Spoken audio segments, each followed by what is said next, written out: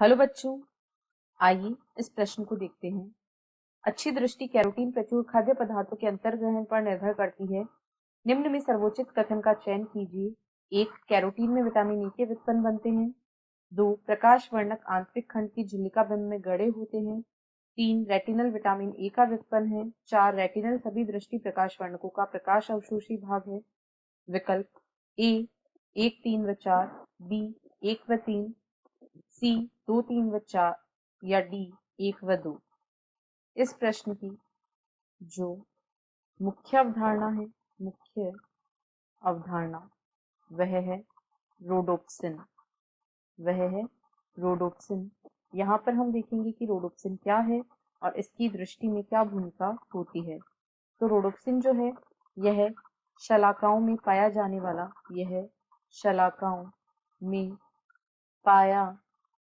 वाला प्रकाश संवेदी यौगिक है। यह शलाकाओं में पाया जाने वाला प्रकाश संवेदी यौगिक है। यह रेटिनल तथा ऑप्सिन से मिलकर बना है। रोडोप्सिन जो है यह रेटिनल व ऑप्सिन से मिलकर बना होता है। रेटिनल जो है यह विटामिन ए का व्युत्पन्न है। रेटिनल विटामिन ए का व्युत्पन्न है, जबकि ऑप्सिन एक प्रोटीन है।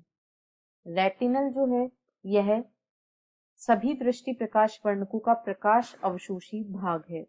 यह प्रकाश वर्णक का प्रकाश अवशोषी भाग होता है।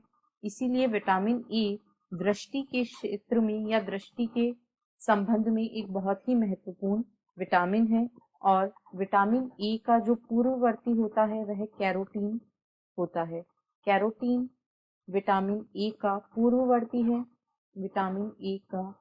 पूर्ववर्ती है और इससे विटामिन ए के व्युत्पन्न बनते हैं। अब यदि कथन को देखें तो कथन एक सही है। कैरोटीन में विटामिन ए के व्युत्पन्न बनते हैं। प्रकाश वर्णक आंतरिक खंड की झिल्लिका बिंब में गड़े होते हैं।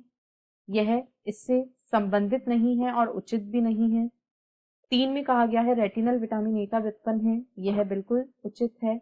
और 4 में कहा गया है रेटिनल सभी दृष्टि प्रकाश वर्णकों का प्रकाश अवशोषी भाग है, यह भी बिल्कुल सही है।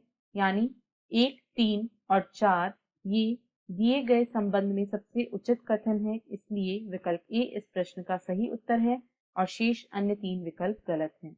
आशा है प्रश्न समझ आया होगा। धन्यवाद।